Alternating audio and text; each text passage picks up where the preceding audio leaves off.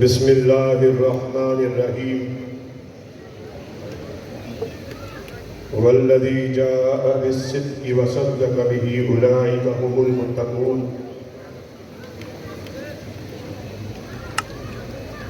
حضرات گرامی قدر، یہ میرے لیے انتہائی اعزاز کی بات ہے کہ میں جناب بھائی حافظ افضل شیخ صاحب کی دعوت پر آپ کے سامنے پہلی مرتبہ آپ سے ہم کلام ہوں، اور حافظ صاحب نے ایک مرتبہ اس خدشے کا اظہار کیا کہ پہلی مرتبہ آپ کو عیدگاہ میں دعوت خطاب کا موقع مل رہا ہے، کہیں ایسا نہ ہو کہ وعدہ خلافی ہو جائے۔ تو میرے ذہن میں یہ بات آ رہی تھی کہ فیصل بھائی، یہ شہر جہاں پہ آپ نے مجھ ایسے ناچیز کو خطاب کا موقع دیا، یہ شہر ہمارے لیے ہرگز اجنبی نہیں ہے۔ اس شہر کے در و دیوار، اس سے ہم سب کو بڑی گہری نسبت ہے۔ یہ اس شہید کا شہر ہے کہ جس کی ساری زندگی شہر سیالکوٹ کے باسیوں کے سامنے گزری ہے، اور آج لگ بھگ 35 برس کے بیت جانے کے باوجود علامہ شہید شہر سیالکوٹ کے رہنے والوں کے دلوں میں ان کی دھڑکن بن کے دھڑک رہے ہیں، ان کے جسم و جان میں خون بن کے گردش کو کر رہے ہیں۔ سیالکوٹ کے رہنے والوں، اس کی وجہ کیا ہے؟ اس کی وجہ یہ ہے، علامہ شہید جس نے ساری زندگی شان صحابہ، شان اہل بیت اور دفاع صحابہ کے نعروں کو صرف نعروں تلک محدود نہیں رکھا، صرف دعووں تلک محدود نہیں رکھا، صرف واہ واہ تلک محدود نہیں رکھا، بلکہ عملی طور پر اس بات کو ثابت کر دیا، جب تک اہل حدیث کا ایک بیٹا بھی زندہ ہے دفاع صحابہ کا اعلان کرتا رہے گا۔ اور علامہ شہید نے، بابا شہید نے اس بات کو صرف نعرے کی حد تک نہیں رکھا، بلکہ عملی طور پر جام شہادت کو نوش کر لیا۔ جب وہ اس دنیا سے رخصت ہوئے، ان کی لہجہ سے یہ صدا آ رہی تھی، جس دھڑ سے کوئی مقتل میں گیا وہ شان سلامت رکھتی ہے۔ یہ جان تو آنی جانی ہے، اس جان کی کوئی بات نہیں۔ اور آؤ سیالکوٹ کے رہنے والوں، اللہ کے فضل و کرم سے اسی شہید قائد کی اسلاف کی ان کی روایات کو آگے بڑھاتے ہوئے اللہ کے فضل و کرم سے ہم لوگ ایک مرتبہ پھر میدان عمل میں اتر چکے ہیں، اور اس وقت تک چین سے نہیں بیٹھیں گے جب تک وقت عزیز میں دفاع صحابہ کے جھنڈے کو لہرا نہیں دیا جاتا۔ تکبیر، عظمت صحابہ، شان صحابہ۔ اور اللہ کے فضل و کرم سے مجھے اس موڑ پر بابا شہید کے ہی ایک جلسہ عام میں کہے ہوئے تاریخی الفاظ یاد آ گئے، اور میں اکثر ان الفاظ کو دہراتا ہوں۔ سیالکوٹ کے رہنے والوں لوگوں سنو، علامہ شہید نے بیگم کوٹ میں ایک عظیم الشان جلسہ عام سے خطاب کرتے ہوئے یہ تاریخی الفاظ کہے تھے، اور لوگوں سنو، نصیب اپنا اپنا، مسلک اپنا اپنا، تمہیں تمہارا مسلک مبارک ہو۔ کسی کے نصیبے میں چمٹا آیا، کسی کے نصیبے میں نوحہ آیا، کسی کے نصیبے میں مرثیہ آیا، کسی کے نصیبے میں چھری اور چاقو آیا۔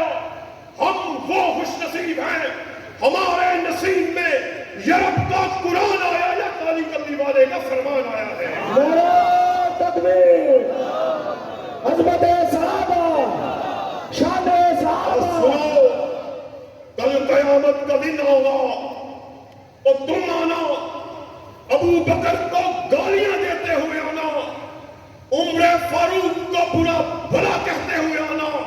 اللہ کے فضل و کرم سے ہم خوش نصیب آئیں گے، ابو بکر کی صداقت کا بیان کرتے ہوئے آئیں گے، ان کی عدالت کا تذکرہ کرتے ہوئے آئیں گے۔ عجیب بات ہے، محرم کا یہ مہینہ اپنے اختتام کو پہنچ رہا۔ محرم کے اس مہینے میں یکم محرم کو حضرت عمر فاروق رضی اللہ تعالیٰ عنہ نے جامع شہادت کو نوش کیا۔ 10 محرم کو حضرت موسیٰ کلیم آپ نے فرعون سے نجات کو حاصل کیا، اور 10 محرم کو ہی حضرت علی کا نور نظر، فاطمہ کے لخت جگر، حضرت محمد صلی اللہ علیہ وسلم کے دل کی طاقت حضرت حسین، آپ نے بھی جامع شہادت کو نوش کیا۔ مگر یہ کیا بات ہے، حب اہل بیت کی آڑ میں بغض صحابہ کا اظہار کیا جاتا ہے۔ آج ہم عیدگاہ میں فیصل بھائی اور دوسرے قائدین کی موجودگی میں اس بات کا اعلان کرنے کے لیے آئے، جب ہم حسنین کریمین حسن و حسین کی شان کو بیان کریں گے، جہاں ہم حضرت علی کی تلوار کا تذکرہ کریں گے، وہیں پر اللہ کے فضل و کرم سے ابو بکر کی صداقت کا اعلان کیا جائے گا، فاروق کی عدالت کا بیان کیا جائے گا، عثمان کی صحابت کا تذکرہ کیا جائے گا، معاویہ کے تکبر کا بیان کیا جائے گا۔ اور سیالکوٹ کے رہنے والوں، آپ ہمارا اس مشن میں ساتھ دینے کے لیے تیار ہیں؟ ذرا دونوں ہاتھوں کو بلند کر کے قائدین کے سامنے بابا میں بلند اس بات کا عزم کرو، فاروق کی عدالت کا تذکرہ کرنے کے لیے تیار ہو، صدیق کی صداقت کو بیان کرنے کے لیے تیار ہو، ذوالنورین کی صحابت کا تذکرہ کرنے کے لیے تیار ہو، معاویہ کے تکبر کو بیان کرنے کے لیے تیار ہو۔ یہ عجیب بات ہے، یہ عجیب تماشا ہے، جس طرح اللہ کے فضل و کرم سے ہم شہداء کے ورثاء نے اس بات کی قسم کھائی ہے کہ ہم دفاع صحابہ کو ہر ممکن کرتے رہیں گے، اسی طرح بعض شر پسند عناصر محرم کا مہینہ آتے ہی محب اہل بیت کی آڑ میں بغض صحابہ کا اعلان کرنا شروع کر دیتے ہیں۔ کوئی چوڑا اٹھتا ہے، ابو بکر صدیق رضی اللہ تعالی آپ کی شان میں گستاخی کو کرنا شروع کر دیتا ہے۔ ایک اور اٹھتا ہے، حضرت عمر کی شان میں تنقیص کو کرتا ہے۔ ایک اور اٹھتا ہے، ذوالنورین کی شان میں بکواس کو کرتا ہے۔ ایک اور اٹھتا ہے، اما عائشہ آپ کی شان میں تنقیص کو کرتا ہے۔ اللہ کے فضل و کرم سے عیدگاہ میں ہم اس صبر کا اعلان کرنے کے لیے آئے، ابن تیمیہ کے بیٹے ابھی زندہ ہیں، احسان الہی تحیر کے جسمانی اور روحانی فرزند ابھی زندہ ہیں۔ ہمارے جیتے ہی کسی کو اس بات کی جرات نہیں ہو سکتی تو وہ انقاب صحابہ کی شان میں گستاخی کو کرے۔ یہ کیا بات ہے؟ اور ہم لوگ اللہ کے فضل و کرم سے محبتوں کو بانٹنے والے، پیار کو تقسیم کرنے والے، ہماری دعوت سیدھی سادی دعوت، پیار کی دعوت، محبت کی دعوت، امن کو تقسیم کرنے والے، محبتوں کو بکھیرنے والے، ہم نے سادہ سی بات کو کیا۔ ہماری دعوت آسان ہے، اہل حدیث کے بیٹے کو منوانا ہے، یورپ کا قرآن لے آؤ، یا کالی کملی والے کا فرمان لے آؤ۔ اہل حدیث کے بیٹے کی گردن جھکی ہوئی ہے، مگر قال اللہ کے ہوتے ہوئے، آقا کائنات کی حدیث کے ہوتے ہوئے، اہل حدیث کے بیٹے کو یہ بات کہو گے قرآن و حدیث کے ہوتے ہوئے کسی غیرے کی مان لو، کسی غیرے کی مان لو، کسی نبتو غیرے کی مان لو، رب کعبہ کی قسم ہے یہ گردن کٹ سکتی ہے مگر جھک نہیں سکتی۔ جفا کی دیگ سے گردن وفا شیاروں کی کٹی ہے برسر میدان مگر جھکی تو نہیں۔ اللہ کے فضل و کرم سے جب تک جسم کے ساتھ جان کا رشتہ منظور ہے، جب تک خون جسم میں گردش کر رہا ہے، جب تک دل کی دھڑکن زندہ ہے، اللہ کے فضل و کرم نے ہمارے اسلاف نے اپنی جانوں کا نذرانہ پیش کر کے اس بات کو ثابت کیا۔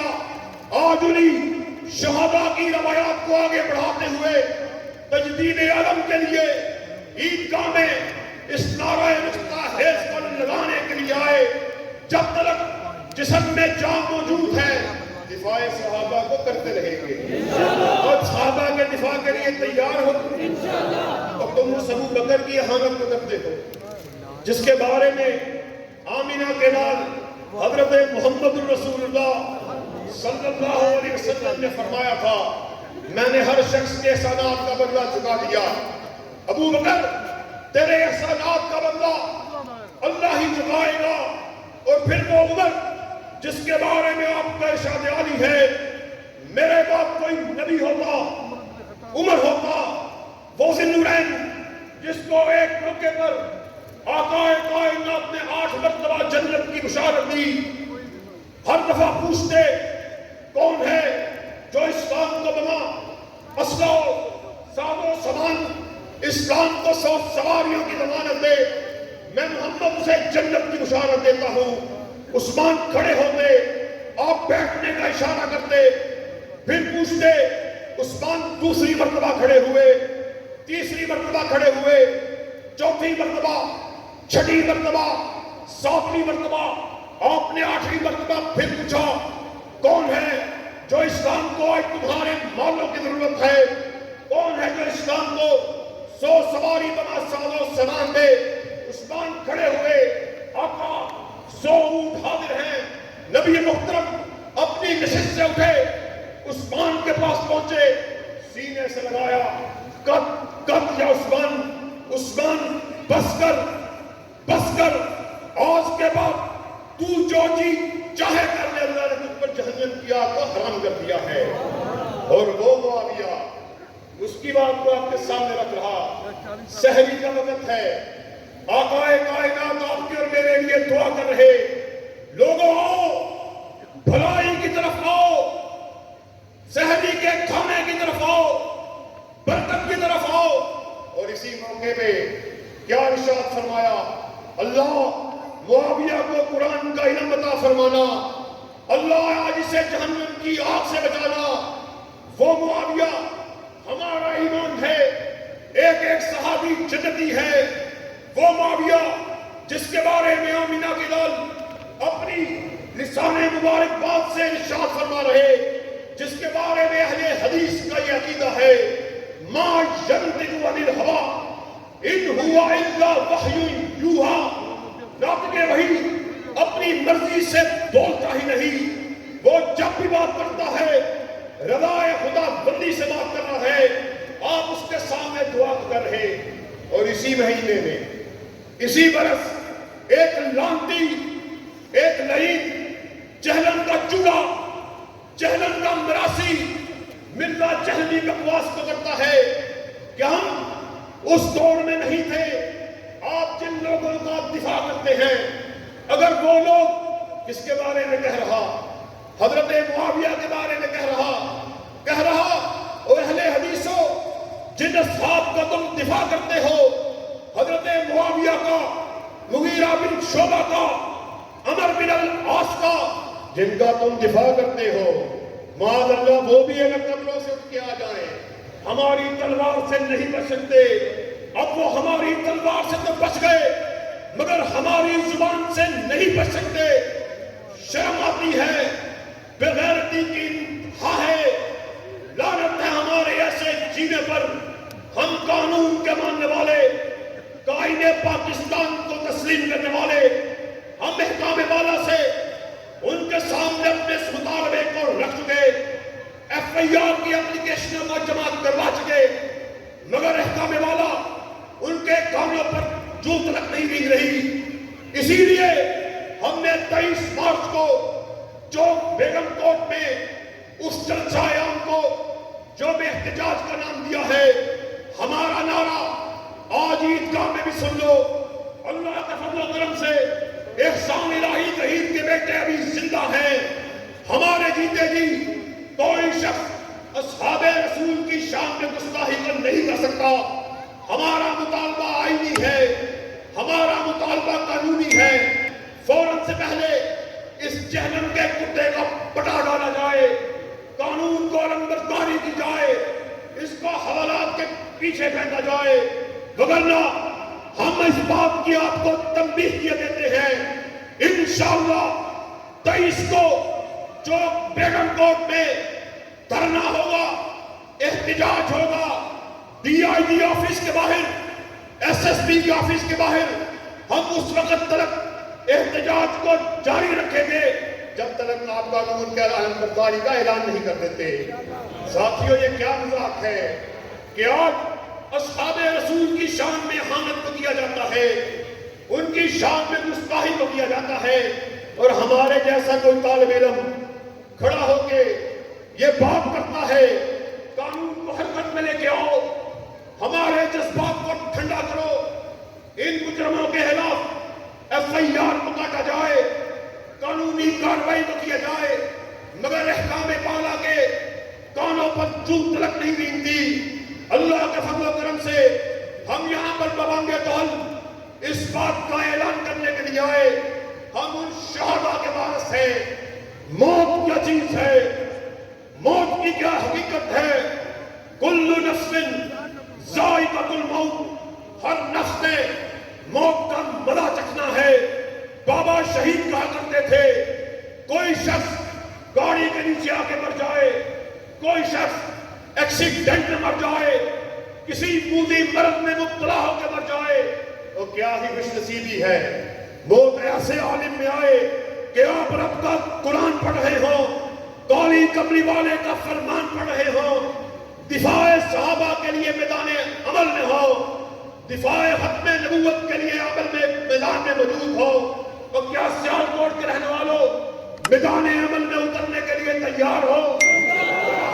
بلند کر کے بابا میں بلند اس بات کا اعلان کرو، دفاع ختم نبوت کے لیے میدان میں آنے کے لیے تیار ہو، دفاع صحابہ کے لیے میدان عمل میں آنے کے لیے تیار ہو۔